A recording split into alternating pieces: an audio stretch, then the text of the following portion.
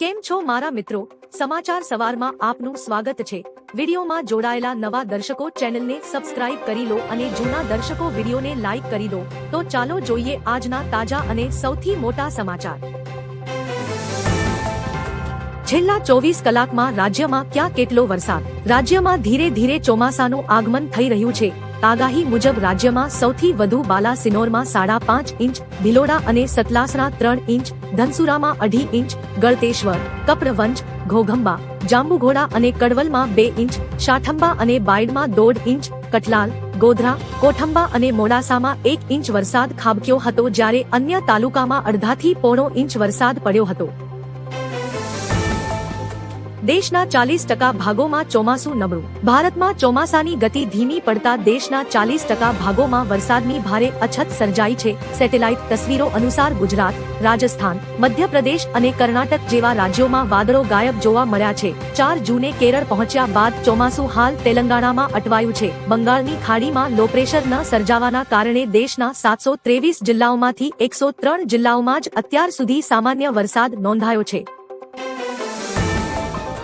પેટ્રોલના ભાવ અંગે મોટું નિવેદન। વૈશ્વિક બજારમાં ક્રૂડ ઓઇલની કિંમતોમાં સતત ઘટાડો થવા છતાં ભારતમાં પેટ્રોલ અને ડીઝલના ભાવ તુરંત સસ્તા નહીં થાય। કેન્દ્રીય રાજ્ય મંત્રી સુરેશ ગોપીએ જણાવ્યું છે કે આંતરરાષ્ટ્રીય સ્તરે કિંમતો ઘટવા છતાં સ્થાનિક દરો તાત્કાલિક ઘટાડી શકાય નહીં। સસ્તું ક્રૂડ ઓઇલ હોર્મુઝ સ્ટ્રેટના માર્ગે ભારત આવે છે, જ્યાં જહાજોની ભારે અવરજવરને કારણે સમય લાગે છે, તેથી દેશમાં પરિસ્થિતિ સામાન્ય થવામાં હજુ સમય લાગશે। ગોંડલમાં વહેલી સવારે મેઘરાજાનું આગમન। ગોંડલમાં વહેલી સવારે મેઘરાજાનું અચાનક આગમન થયું છે। સવારથી જ ગોંડલ અને આસપાસના વિસ્તારોમાં આકાશ કાળાશ પડેલા વાદળોથી ઘેરાઈ ગયું હતું, જેના કારણે વરસાદી માહોલ સર્જાયો હતો। છેલ્લા કેટલાક દિવસોથી ચાલતી અસહ્ય ગરમી અને બફારા વચ્ચે અચાનક પડેલા વરસાદે સ્થાનિકોને મોટી રાહત આપી છે। વરસાદને કારણે સમગ્ર વિસ્તારમાં ઠંડક પ્રસરી ગઈ અને વાતાવરણ ખુશનુમા બની ગયું હતું। હવે ચીન બુદ્ધિ અપનાવશે મોદી સરકાર। મિડલ ઇસ્ટ યુદ્ધ દરમિયાન ભારત પોતાની ઉર્જા જરૂરિયાતો પૂરી કરવા મોંઘા ભાવનું ક્રૂડ ઓઇલ ખરીદતું હતું। જો કે ભવિષ્યમાં ફરી આ પરિસ્થિતિ ન સર્જાય તે માટે ભારત સરકાર પ્લાનિંગ કરી રહી છે। સૂત્રોના અનુસાર સરકાર સ્થાનિક તેલ રિફાઇનરીઓને ક્રૂડ ઓઇલનો સ્ટોક વધારવા અને ક્રૂડ ઓઇલનો મોટો રિઝર્વ રાખવા માટે કહી શકે છે। જણાવીએ કે કટોકટી સમયે ચીને મોંઘું તેલ ન ખરીદતા પોતાના ઓઇલ રિઝર્વનો ઉપયોગ કર્યો હતો। ચોમાસા માટે અનેક રાજ્યોમાં પરિસ્થિતિ સાનુકૂળ। ચોમાસા માટે અનેક રાજ્યોમાં પરિસ્થિતિ સાનુકૂળ બની છે। હવામાન વિભાગના અનુસાર દક્ષિણ પશ્ચિમ ચોમાસું તેલંગાણા, ઓડિશા, ઝારખંડ, બિહાર અને છત્તીસગઢના વધુ વિસ્તારોમાં આગામી 4 થી 5 દિવસમાં આગળ વધવા માટે અનુકૂળ પરિસ્થિતિઓ સર્જાઈ છે। આનાથી આગામી દિવસોમાં ચોમાસાનો વ્યાપ વધુ ઝડપથી વિસ્તરવાની સંભાવના છે, જેથી આ વિસ્તારોમાં વરસાદની તીવ્રતા વધી શકે છે। સુમુલમાં 1000 કરોડના કૌભાંડનો ટૂંક સમયમાં થશે ખુલાસો। સુમુલ ડેરીમાં કથિત કૌભાંડો અંગે ટૂંક સમયમાં મોટો ખુલાસો થવાનો દાવો કરવામાં આવ્યો છે। કોંગ્રેસના ધારાસભ્ય તુષાર ચૌધરી મીડિયા સમક્ષ અંદાજે 1000 કરોડના કૌભાંડના આક્ષેપો રજૂ કરશે। જમીન સબસિડી, પાર્લર ફાળવણી, મેડિસિન કૌભાંડ અને દાણ ફેક્ટરીના ખર્ચમાં ગેરરીતિના આરોપો લગાવવામાં આવ્યા છે। આ સાથે કોંગ્રેસે આગામી સુમુલ ડેરીની ચૂંટણીમાં પોતાની સત્તાવાર પેનલ ઉતારવાની જાહેરાત કરી છે। સુરત આરટીઓમાં એઆઈ ટેસ્ટ પ્રક્રિયા શરૂ થઈ। સુરત આરટીઓમાં અદ્યતન એઆઈ આધારિત ડ્રાઇવિંગ ટેસ્ટ ટ્રેક શરૂ। હાલમાં ટેકનિકલ સુગમતા જળવાઈ રહે તે માટે 2 વ્હીલર 25 અને કારની 20 મર્યાદિત ટેસ્ટ લેવાયો છે। હવે ધીમે ધીમે એપોઇન્ટમેન્ટની સંખ્યા વધારાશે। અરજદારે જે દિવસની એપોઇન્ટમેન્ટ હોય તે જ દિવસે ટેસ્ટ આપવાનો રહેશે। ટેસ્ટનું પરિણામ તરત જ ડિજિટલ ડિસ્પ્લે પર દેખાશે અને એસએમએસ દ્વારા પાસ કે નાપાસની જાણ થશે। કોડથી વિડીયો માર્ગદર્શન અને એઆઈ સૂચનો ઉપલબ્ધ થશે। ગુજરાત સહિત 15 રાજ્યોમાં ભારે વરસાદની સંભાવના। આઈએમડીએ આગાહી કરતા જણાવ્યું કે દિલ્હી, એનસીઆર, રાજસ્થાન, મધ્યપ્રદેશ, ઉત્તરાખંડ, હિમાચલ પ્રદેશ, ગુજરાત અને બિહાર સહિત 15 રાજ્યોમાં વાવાઝોડું અને વરસાદની સંભાવના છે। આ રાજ્યોમાં 65 કિમી પ્રતિ કલાકની ઝડપે વાવાઝોડા અને પવન ફૂંકાશે। આવી સ્થિતિમાં લોકોને સતર્ક રહેવાની સલાહ આપવામાં આવી છે। દરમિયાન ઉત્તર પ્રદેશમાં ગરમીનું મોજું ચાલુ રહેશે। રાજધાની લખનૌમાં તાપમાન 40 ડિગ્રી સેલ્સિયસ સુધી પહોંચવાની ધારણા છે। આગાહી વચ્ચે અમદાવાદ સહિત અનેક જિલ્લામાં વરસાદ. અમદાવાદ ગ્રામ્ય વિસ્તારમાં લાંબા બફારા બાદ અચાનક વાતાવરણમાં પલટો આવ્યો હતો. બગોદરામાં વીજળીના કડાકા ભડાકા સાથે ધોધમાર વરસાદ વરસ્યો હતો, જ્યારે ધોલેરા અને બાવળા પંથકમાં પણ વરસાદી ઝાપટા પડતા લોકોને અસહ્ય ગરમીમાંથી મોટી રાહત મળી છે. બોટાદ જિલ્લાના ગ્રામ્ય વિસ્તારમાં વરસાદી ઝાપટા પડ્યા હતા. વરસાદના આગમન સાથે જ ખેડૂતો ખેતીની કામગીરીમાં જોતરાયા છે. હવામાન વિભાગના જણાવ્યા અનુસાર આગામી 2 દિવસ રાજ્યમાં પ્રી મોન્સૂન એક્ટિવિટી સક્રિય રહેશે.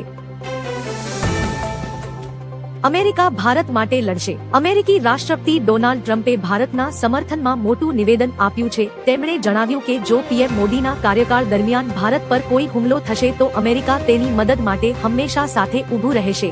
આ દરમિયાન તેમણે પીએમ મોદીના દિલથી વખાણ કર્યા હતા. આ સાથે જ તેમણે ખાડી ક્ષેત્રમાં તાજેતરમાં અમેરિકી સેનાની કાર્યવાહીમાં જીવ ગુમાવનારા 3 ભારતીય નાવિકોના મોત પર પણ શોક વ્યક્ત કર્યો હતો.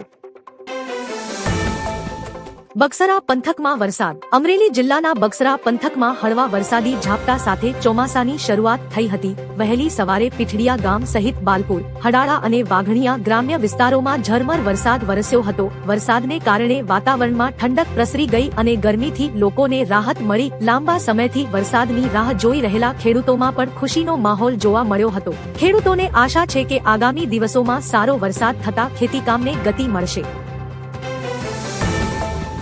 ભારત દરેક મુદ્દે મુખ્ય ભૂમિકા ભજવે છે. ટ્રમ્પે વડાપ્રધાન નરેન્દ્ર મોદી સાથેની દ્વિપક્ષીય બેઠક દરમિયાન ભારતની વૈશ્વિક ભૂમિકાની પ્રશંસા કરી હતી. પશ્ચિમ એશિયામાં ભારતની ભૂમિકા અંગે પૂછાયેલા પ્રશ્નના જવાબમાં ટ્રમ્પે કહ્યું કે ભારત દરેક મહત્વપૂર્ણ મુદ્દે મુખ્ય ભૂમિકા ભજવે છે. તેમણે વિશ્વાસ વ્યક્ત કર્યો કે જ્યાં સુધી નરેન્દ્ર મોદી દેશના નેતા છે ત્યાં સુધી ભારત વૈશ્વિક સ્તરે મહત્વપૂર્ણ અને અસરકારક ભૂમિકા નિભાવતું રહેશે.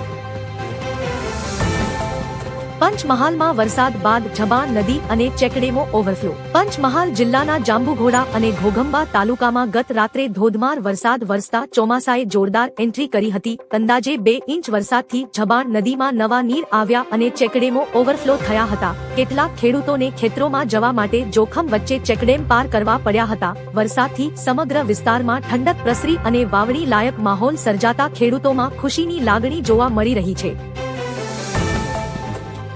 રાજકોટમાં ધમાકેદાર વરસાદ. રંગીલા રાજકોટ શહેરમાં લાંબા અસહ્ય ઉકળાટ અને ગરમી બાદ મેઘરાજાની ધમાકેદાર પધરામણી થઈ હતી. ગાજવીજ અને તેજ પવન સાથે શરૂ થયેલા મુશળધાર વરસાદને કારણે સમગ્ર પંથકમાં ઠંડક પ્રસરી ગઈ હતી. લાંબા સમય પછી વાતાવરણમાં પલટો આવતા સ્થાનિક લોકો અને ધરતીપુત્રોમાં ભારે આનંદનો માહોલ જોવા મળ્યો હતો. સપાના 25-26 સાંસદો પાર્ટી બદલવા તૈયાર. ટીએમસી અને શિવસેના બાદ હવે ઉત્તર પ્રદેશમાં અખિલેશ યાદવની સમાજવાદી પાર્ટીમાં પણ મોટી તિરાડ પડવાના દાવા થઈ રહ્યા છે. યુપીના ડેપ્યુટી સીએમ કેશવ પ્રસાદ મૌર્યએ કાનપુરમાં દાવો કર્યો છે કે ભાજપ સપાને તોડી રહી નથી, પરંતુ 2027ની વિધાનસભા ચૂંટણી સુધીમાં તેના 25-26 સાંસદો આપોઆપ પક્ષ છોડી દેશે. આ તમામ સાંસદો અત્યારે જ પોતાનો પક્ષ બદલવા માટે સંપૂર્ણ રીતે તૈયાર બેઠા છે.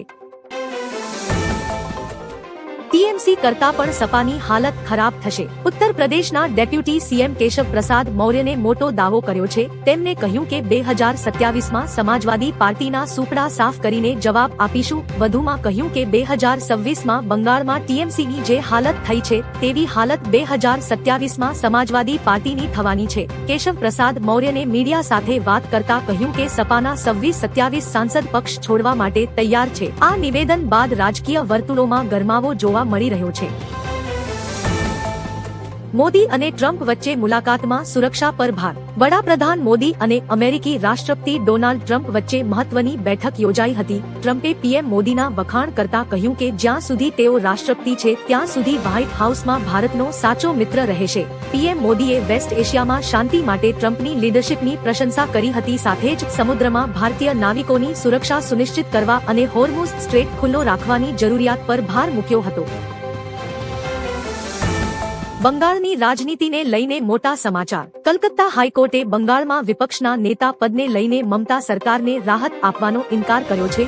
કોર્ટે સ્પીકર દ્વારા ઋતુબ્રત બેનર્જીને વિપક્ષના નેતા તરીકે નિયુક્ત કરવાના નિર્ણય પર વચગાળાનો સ્ટે આપ્યો નથી. જસ્ટિસ કૃષ્ણા રાવે મામલાની આગામી સુનાવણી 28 જુલાઈએ નક્કી કરી છે અને તમામ પક્ષોને સોગંદનામા દાખલ કરવા જણાવ્યું છે. કોર્ટે સ્પીકરે અલગ-અલગ અરજીઓ પર અલગ વલણ કેમ અપનાવ્યું તે અંગે પણ સવાલ ઉઠાવ્યો છે.